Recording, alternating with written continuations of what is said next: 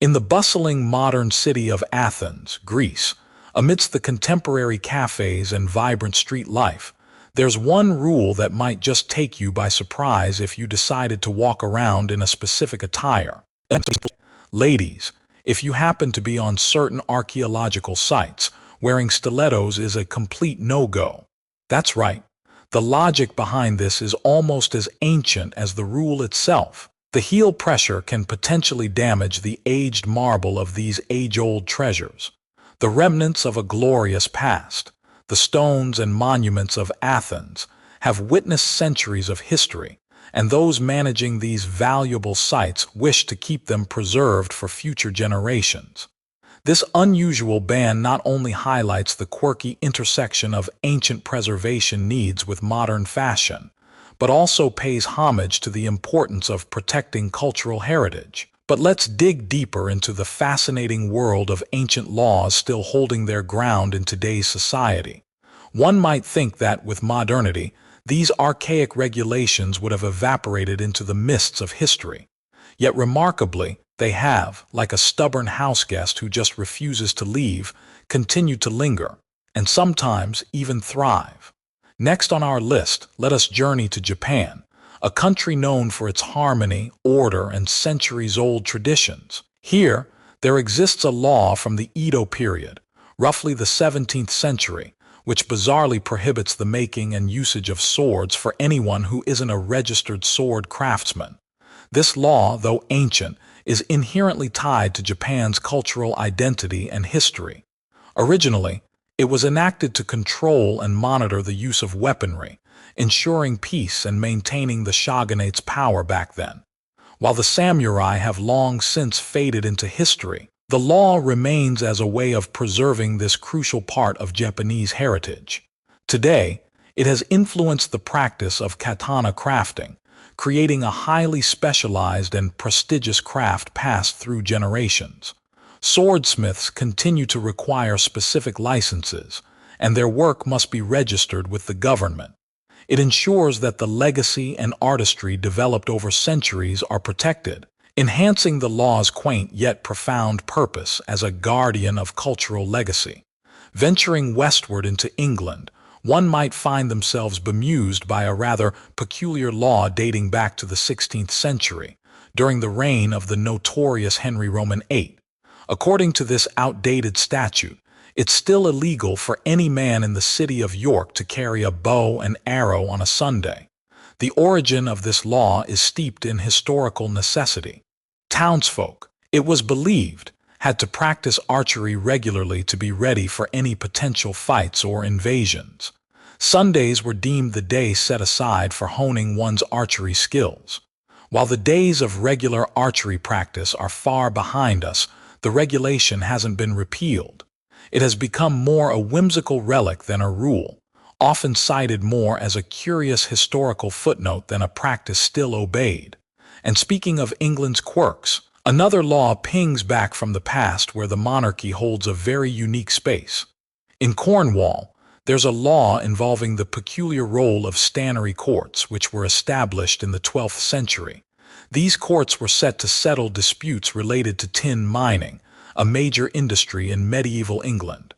While they now lie mostly dormant, the courts technically still exist and retain the power to operate. What's surprising is that any miner in Cornwall still has the right, technically, to appeal to these ancient courts should the need arise. It's like owning a vintage car, not practical for daily use but fascinating as a historical piece.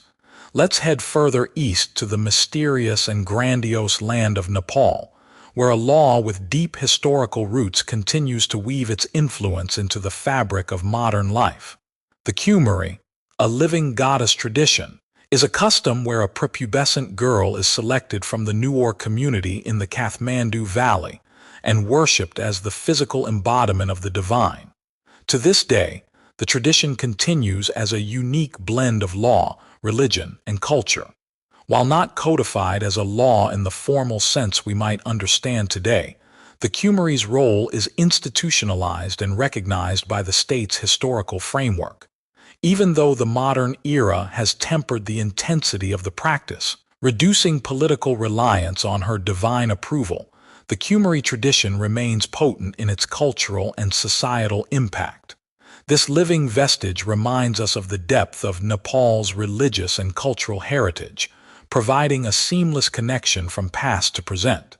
Now, crossing into the warmer shores of Italy, there's a rule that might make any lovebirds pause for thought.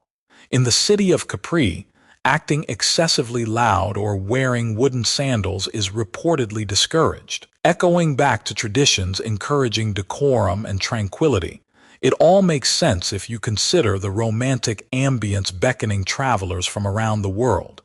This island destination prides itself on offering peaceful, picturesque relaxation, and the cacophony from clattering heels just doesn't fit that image.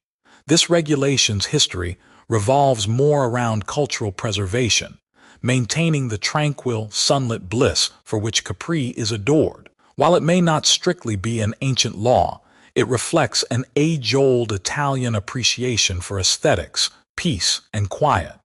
As we sail over to the archipelago of the Maldives, we encounter an age-old maritime law that has intriguing implications today, particularly for fishing communities. The Maldives, blessed with a vibrant marine life, harbors a protective measure known as Badu Thilethen Mathi. This is an ancient system where specific regions and types of fishing are curtailed to protect marine diversity and prevent overfishing. Much like ancient bans which protected certain trees or sacred groves, this sea-link statute shows foresight by ensuring sustainability, a lesson their ancestors imparts to them. In today's world, where conservation is crucial, laws such as these clearly demonstrate how ancient wisdom can serve contemporary needs by striking a balance between tradition and environmental responsibility. Moving on, let's wade through the curious regulations rooted amidst the valleys and mountains in Switzerland, where life harmonizes with nature. Did you know it's still a legal requirement, derived from older statutes, to own not one, but at least 2 guinea pigs? Perplexing as it may sound, this regulation springs from a humane and culturally significant philosophy. Guinea pigs are highly sociable creatures, prone to loneliness if kept single. Thus, the Swiss law ensures that these furry companions enjoy a social, fulfilling life. It's a charming example of how historical understanding of animal welfare can manifest as binding legislation, rooted in what at first glance appears an oddity, but affirms a deep respect for animal companionship forged long ago. In stepping across the Iberian Peninsula, we find ourselves in Spain, where a remnant from 15th century navigation laws curiously persists in maritime traditions. It is said that any whale or specimen of great size and importance caught within 6 miles off the shore still belongs to the king. Historically, this law arose to maximize royal profits from lucrative whaling voyages and to manage scarce resources. Though less enforced in the literal sense today, it remains a testament to the time when maritime exploration widened Spain's horizons and the ocean's bounties directly enriched the royal household. The echo of this decree today is more ceremonial, a nod towards Spain's rich maritime history, reflecting the ties between national identity and the sea. Glancing back at the vibrant city of Mexico City, breathe in the spirits of bygone eras, where once, during Aztec times, cacao beans were used for more than just making chocolate. They served as a form of currency. While not a standing law today, the cultural significance of such traditions heavily influences present-day economic and social practices in the region. This quirky historical tidbit signifies the strength of cultural shifts affected by colonial interventions and economic evolution. Yet the legacy of trading practices based on a revered, almost sacred commodity persists in folklore and regional pride. Lastly, stepping into the realm of India, we uncover a fascinating and long-standing heritage law recognized in many states related to matrimonial customs. Predating by thousands of years, the Hindu Marriage Act, while modernized today, traces its origins to Vedic times when marriage was a sacrament. Present-day statutes preserve age-old rituals and traditions, like saptapati, where the couple takes 7 steps around a sacred fire, binding the marriage, and goda, which involves familial communities. These regulations beautifully display how historical customs continue not only to influence but dictate legal family frameworks in contemporary society. So, if there's anything these unusual and ancient laws tell us, it's that remnants of yesteryears continue to echo into our current lives, sometimes overtly comical, other times surprisingly profound. They remind us that our world is layered in history, sometimes in ways as unexpected as the continuation of these quirky laws. As we traverse through our modern lives, these old rules prompt reflection on preservation, on culture, on how traditions shape our current societal norms. But before we wrap up, let's quickly rewind to the weirdest law from this wondrous whirlwind tour. Imagine being fined not for speeding or littering, but for simply wearing stilettos on ancient grounds.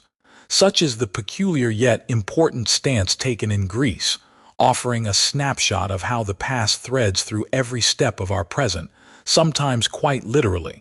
Don't forget to thumb the subscribe button so you can join us on more quirky discoveries across the globe.